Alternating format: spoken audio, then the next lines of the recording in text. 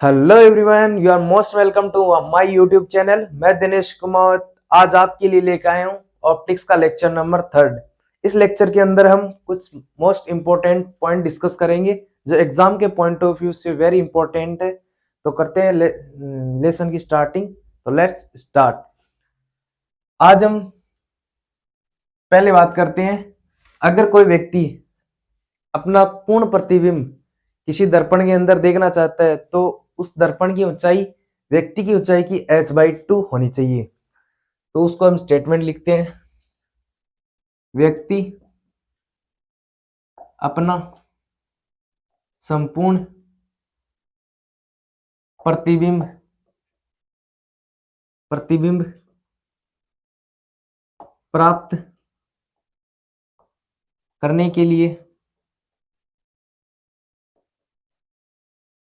दर्पण की ऊंचाई व्यक्ति की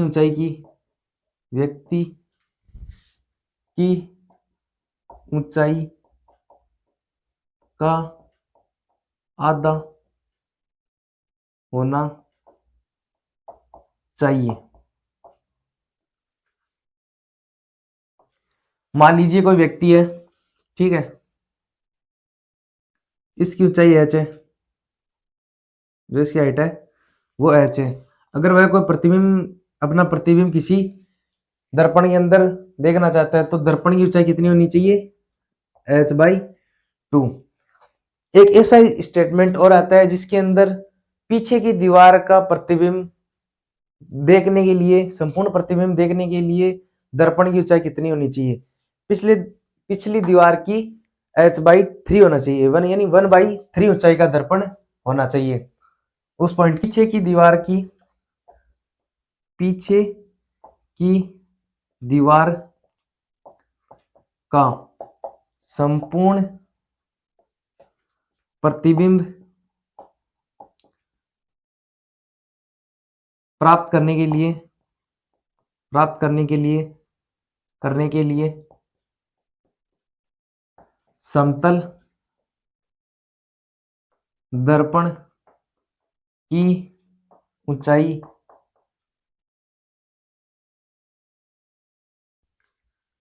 कम से कम दीवार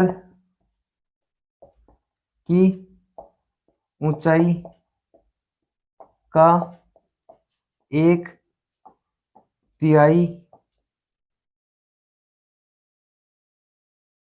1/3 होना चाहिए। ये दो मोस्ट इंपॉर्टेंट पॉइंट थे जो हमने आपके साथ डिस्कस किए हैं। अब आगे बात करते हैं दर्पण के बारे में। अगर कोई स्थिर वस्तु किसी दर्पण की ओर v वेग से गतिमान हो तो वस्तु का प्रतिबिंब भी दर्पण की ओर v वेग से गतिमान होगा। एक पॉइंट ये होता है जो मोस्ट इंपॉर्टेंट है, क्या है, एक स्थिर एक वस्तु स्थिर दर्पण की ओर v वेग से गतिमान है तो वस्तु का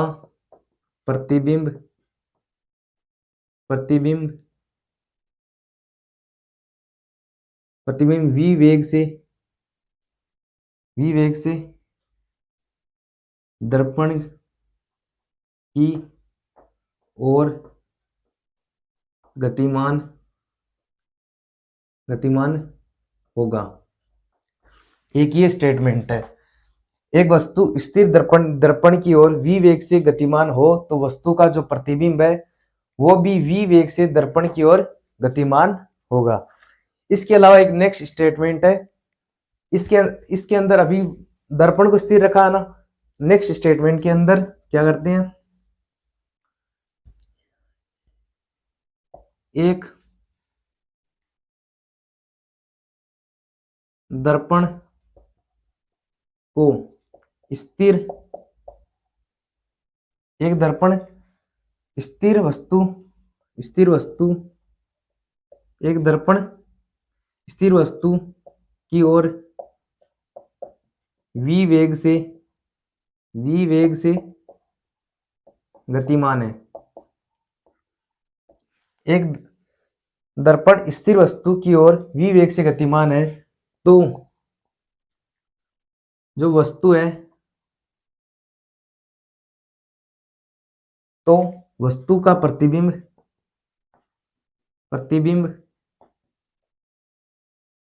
2v वेग से गतिमान होगा। ये 4 पॉइंट हमने डिस्कस किए हैं। ये एग्जाम के अंदर सीधे क्वेश्चन पूछे जाते हैं, तो इनको इंपॉर्टेंट है काफी। तो अब आगे डिस्कस करते हैं अपवर्तन के बारे में। अगर कोई किरण विरल माध्यम से संघन माध्यम में प्रवेश हो रही है तो क्या होता है। अगर कोई किरण विरल माध्यम से संघन माध्यम में प्रवेश हो रही है तो क्या होता है, उस चीज के बारे में हम डिस्कस करेंगे।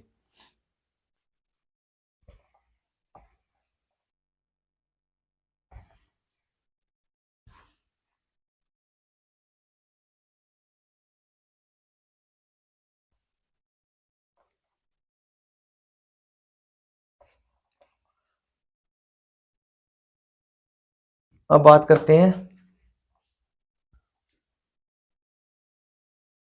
प्रकाश की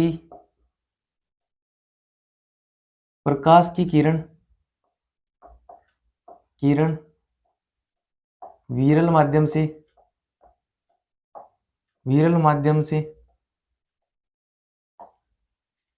सघन माध्यम में प्रवेश करे।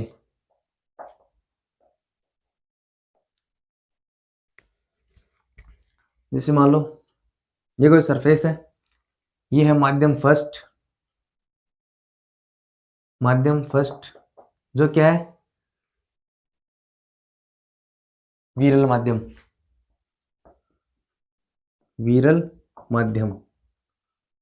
और ये नीचे वाला क्या है, इसका सघन माध्यम।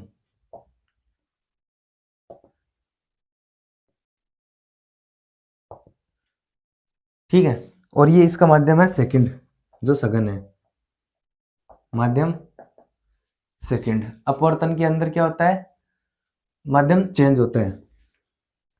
ये हो गया इसका सघन माध्यम। अब जैसे मान लो ये कोई किरण है, वो आपतित हो रही है, और ये इसका नॉर्मल है, अभिलंब। तो ये अगर कोई किरण विरल माध्यम से संघन माध्यम में कोई किरण प्रवेश कर रही है तो वो अभिलंब की ओर झुक जाएगी। ठीक है, और ये कितनी विचलित हो जाएगी, इसको जाना ऐसे चाहिए था, परंतु ये इतनी विचलित हो गई, अभिलंब की ओर झुक गई। ये कौन सा है, अपवर्तन कोण आर, और ये कौन सा है, आपतन कोण आई। और यहाँ पे क्या होगा, एक कंडीशन है पहली कि कोण आई इज ग्रेटर देन कोण आर, क्योंकि जो अपवर्तन के पश्चात ये किरण अभिलंब की ओर झुक गई, यानी कोण आर छोटा हो गया, अपवर्तन कोण छोटा हो गया।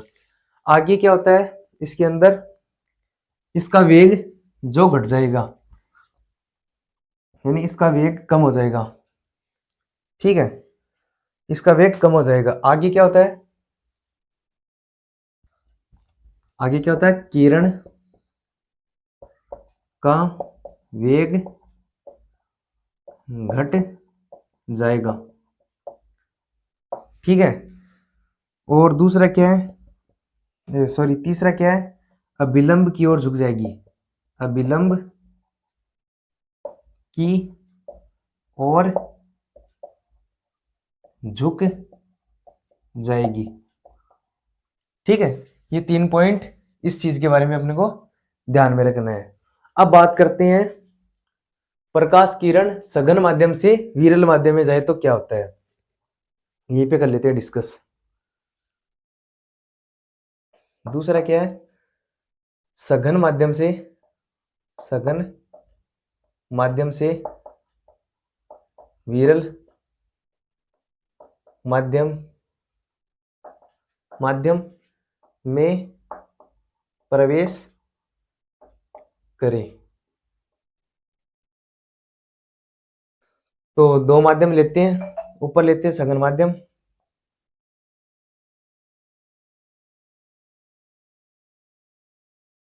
इसका फर्स्ट माध्यम है वो है सघन माध्यम,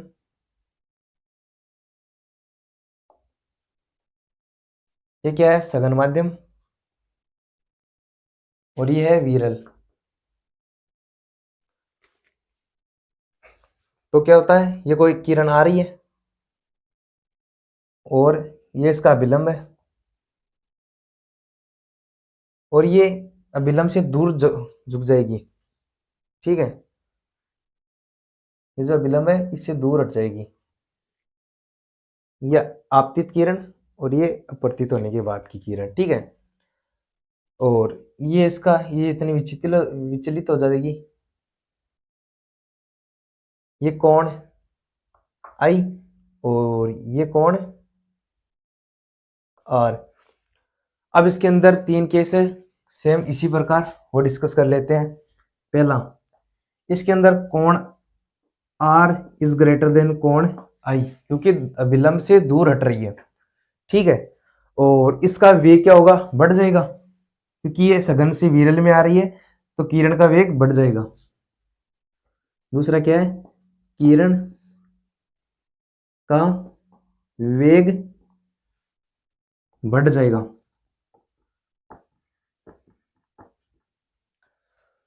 और तीसरा पॉइंट क्या है इसका, अभिलंब से दूर हट जाएगी। अगर कोई किरण सघन माध्यम से विरल माध्यम में प्रवेश कर रही है तो अभिलंब से दूर हट जाएगी,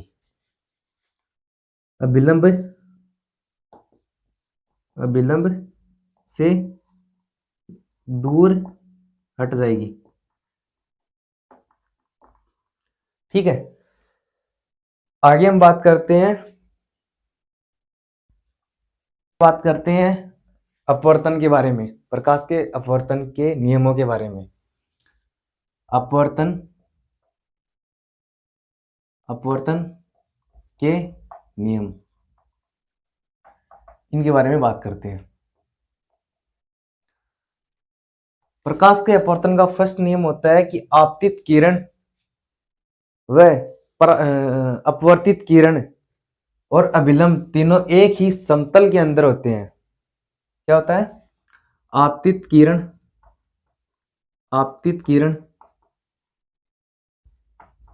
अपवर्तित किरण तथा अभिलंब तीनों एक ही समतल में होते हैं। अब अपवर्तन के नियम में एक दूसरा नियम आता है स्नेल का नियम, उसके बारे में हम डिस्कस करते हैं। स्नेल का नियम क्या कहता है, दूसरा है स्नेल का नियम।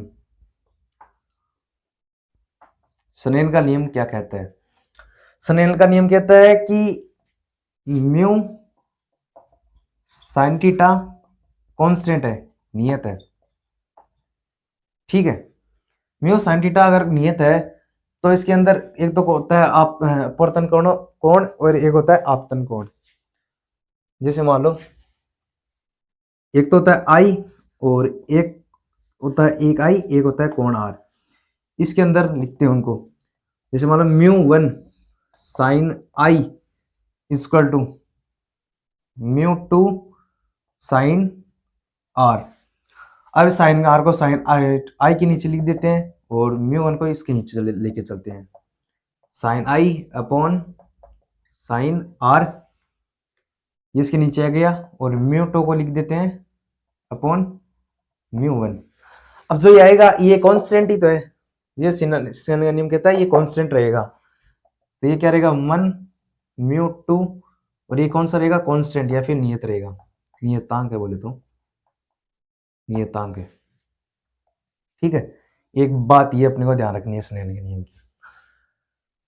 आगे हम बात करते हैं अपवर्तनांक के बारे में। अपवर्तनांक क्या होता है उस चीज के बारे में हम डिस्कस करते हैं। अपवर्तनांक क्या होता है, जैसे मान लो अपवर्तनांक होता है माध्यम के संघनन की दर, अपवर्तनांक होती है, उस चीज के बारे में हम डिस्कस करते हैं अपवर्तनांक के बारे में।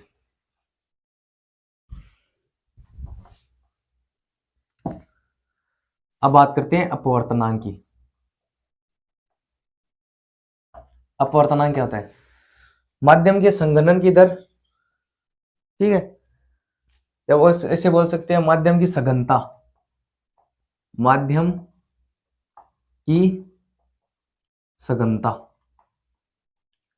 ठीक है, अब बात करते हैं निरपेक्ष अपवर्तनांक की, उसके बाद में बात करेंगे अपन सापेक्ष अपवर्तनांक की। पहले बात करते हैं निरपेक्ष अपवर्तनांक की।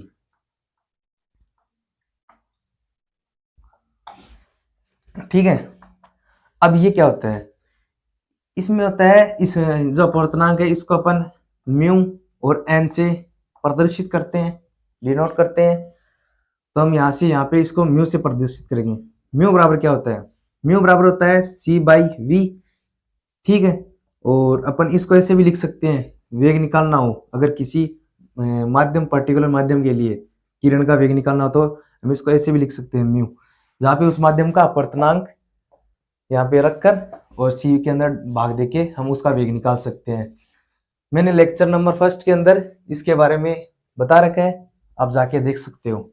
उसमें मैंने ये भी बता रखा है कौन से, जैसे मान लो द्रव्यमान, जैसे मान लो जो ग्लास है या फिर पानी है उसके अंदर उसका क्या क्या वेग होता है, उसके चीज के बारे में भी मैंने वहां पे डिस्कस कर रखा है। और आगे हम बात करते हैं, ये सी यहाँ पे निर्वात का वेग है, वोट एवर आगे की बातें हैं। अब बात करते हैं अपन सापेक्ष अपवर्तनांक की। किस चीज की बात करते हैं, सापेक्ष अपवर्तनांक की, अपवर्तनांक की। सापेक्ष अपवर्तनांक क्या होता है, जैसे मान लो ये ले लेते हैं, दो माध्यम ले लेते हैं। ठीक है, अब ये क्या होगा μ2 अपॉन μ1, एक अपवर्तनांक 2 और अपवर्तनांक 1। अब इसको अपन क्या लिख सकते हैं c/v2, और इस नीचे वाले को क्या लिख सकते हैं c/v1। इन दोनों को ऊपर भेजते हैं, c into v1 upon c into v2, यहाँ पे ये कट जाएगा और यहाँ पे क्या बचेगा v1 अपॉन v2। अब वेग को क्या लिख सकते हैं n इंटू लेमडा, इसको लिख सकते हैं n into lambda 1 upon n into lambda 2। यहाँ पे n और n ये कट जाएंगे और यहाँ पे क्या आ जाएगा लेमडा 1 अपॉन लेमडा 2। यानी कि हम ऐसा लिख सकते हैं इसको 1 upon μ2 equal to v1 upon v2 equal to lambda 1 upon lambda 2। ठीक है, और ये होता है इसका फाइनल कैलकुलेशन। अब आगे आता है कांची सूत्र। ठीक है, उस चीज के बारे में अपन डिस्कस करते हैं, यहाँ पे करते हैं। एक आता है कांची फॉर्मूला, कांची सूत्र। कांची सूत्र क्या होता है, जो म्यू होता है ये होता है a plus B upon lambda square और प्लस c अपॉन लेमडा की पावर 4, ऐसे चलता जाता है। ठीक है, ये 2 पावर 4 पावर इस तरह आगे चलता रहता है। आगे हम बात करते हैं, अब देखो इसके अंदर म्यू इसके व्युत्क्रमानुपाती है ना, यानी म्यू के व्युत्क्रमानुपाती है क्या लेमडा, यानी कि म्यू का मान बढ़ने पर लेमडा का मान घटेगा, सिंपल सी बात। और अगर म्यू का मान घट रहा है तो लेमडा का मान बढ़ेगा। अब बात करते हैं जो कलर होते हैं उनके अंदर म्यू का मान कैसे वैसे बढ़ता है, उस चीज के बारे में हम डिस्कस करते हैं। जैसे मान लो VIBGYOR, ठीक है, ये होता है वॉयलेट यानी बैंगनी, ये इंफ्रारेड ब्लैक, ये इस तरह के अनेक कलर होते हैं, और ये होता है लाल, ठीक है। अब आगे क्या होता है, जैसे मान लो अगर बैंगनी से इधर आ रहे हैं तो लेमडा के मान में क्या होता है, वृद्धि, यानी जो सबसे ज्यादा लेमडा होता है, यानी इधर क्या होता है, लेमडा के मान में वृद्धि, यानी इधर आते आते लेमडा के मान में वृद्धि होती जाती है, और जो म्यू का मान है वो कम होता जाता है। यानी कि हम बोल सकते हैं कि जो बैंगनी होता है, लेमडा बैंगनी, क्या बोल रहे हैं, लेमडा बैंगनी, यहाँ पे लिख देते हैं। जो लेमडा बैंगनी होता है वो लेस देन होता है लेमडा लाल की, यानी जो लेमडा की तरंग दैर्ध्य है वो सबसे ज्यादा होती है। और बात करते हैं म्यू की, म्यू बैंगनी ग्रेटर देन म्यू लाल। इसका अर्थ है कि जो बैंगनी है उसका अपवर्तनांक लाल से ज्यादा होता है,